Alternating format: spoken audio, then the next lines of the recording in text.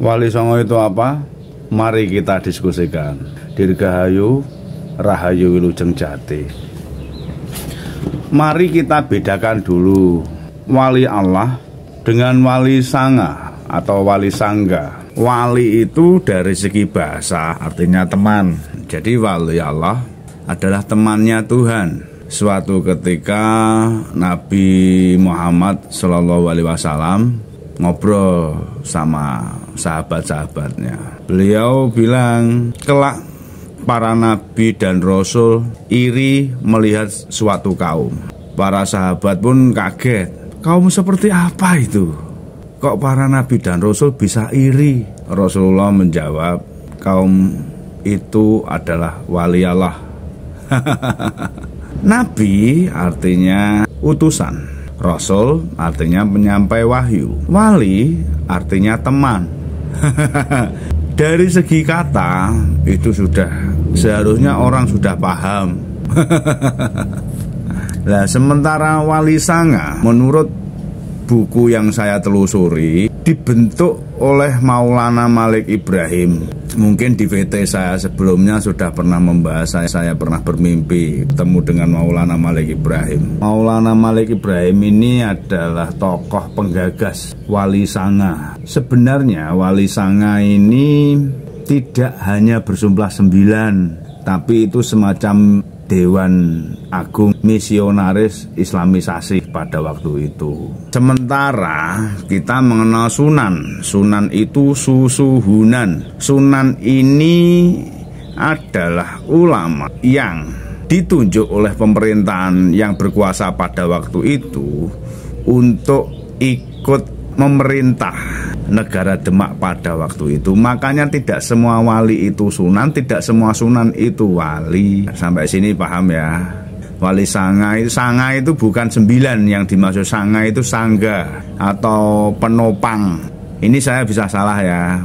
Wali sangga ini berlanjut dari waktu ke waktu, punya sequel, punya penerus. Mungkin wali sangga ini semacam departemen, tapi tidak dibiayai pemerintah ya, di luar pemerintah. Kalau wali sanga ini di luar pemerintah. Lah, sementara wali dari bahasa kuno itu disebut atau diartikan persembahan suci. Sangga di sini adalah penopang. Mungkin kalau ditarik dari situ, orang-orang yang mempersembahkan dirinya, tenaganya, pikirannya, hartanya untuk menyangga, untuk menopang Islamisasi pada waktu itu. Nah, sekarang ini mulai ada klaim saling mengklaim, membuat rancu cerita pemuka-pemuka agama yang datang belakangan setelah wali sanga dari Yaman yang didatangkan oleh Snow Highgrounds. Gini, mungkin sedikit mengingatkan ya, saat Rasul Muhammad hijrah dari Makkah ke Yastrib. Yastrib itu nama kunonya Madinah. Dari Mekah ke Yastrib, Rasul Muhammad disambut oleh Binyamin yang menyanyikan lagu Tola'al badrun alaina min saniyatil wada wajaban syukrun alaina.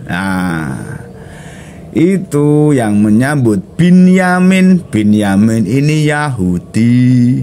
Dan Binyamin ini, marga Binyamin ini sangat besar di Jazirah Yaman. Kebetulan yang saya teliti, saya pelajari dari artikel-artikel bahasa asing, Snouts Christian Snouts, itu adalah marganya Binyamin, mereka Yahudi. Nanti kisah-kisah wali sangga ini tertulis di Babat Tanah Jawi juga. Tapi pada waktu itu ada kisah-kisah yang mungkin telah terjadi pembelokan sejarah. Kisah itu Babat Tanah Jawi pada waktu itu dilawan oleh Kalamwadi dan Darmo Gandul. Darmo itu kebenaran, gando itu yang menggantung, jadi kebenaran yang menggantung. Lah kalam wadi ini, kalam itu surat, wadi ini rahasia, surat rahasia. Seperti halnya kisah Syekh Bakir. Mengenai kisah Syekh Bakir saya menolak. Kalau kisah Aji Saka, ya itu ada. Tapi kalau Syekh Bakir saya menolak. Asumsi saya, jika Syekh Bakir itu Islam, 2000 tahun yang lalu Islam belum lahir. Jika Syekh Bakir itu Islam, maka Rasul Muhammad tidak pernah mengajarkan tumbal-menumbal, tumbal-tumbalan. Banyak pembelokan sejarah. Seperti kita dikerdilkan dengan yang membuat Candi Prambanan itu adalah jin Joko Bandung Bondowoso. Bondowoso ini, Joko Bandung ini adalah orang yang kaya raya. Lihat dari kata-katanya kita seharusnya mudeng. Bondowoso, Bondo, Woso, harta yang berkuasa. Tuh, seharusnya kita mudeng dari kata-kata saja. Leluhur kita sering dihina-hina. Itu yang membuat jin.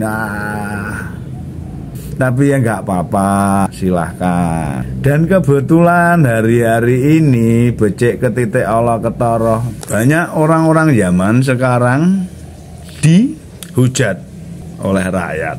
Apa yang kau tanam, itu yang kau tuai. Selamat berdiskusi. Mugiman pangadulur tancep kayo.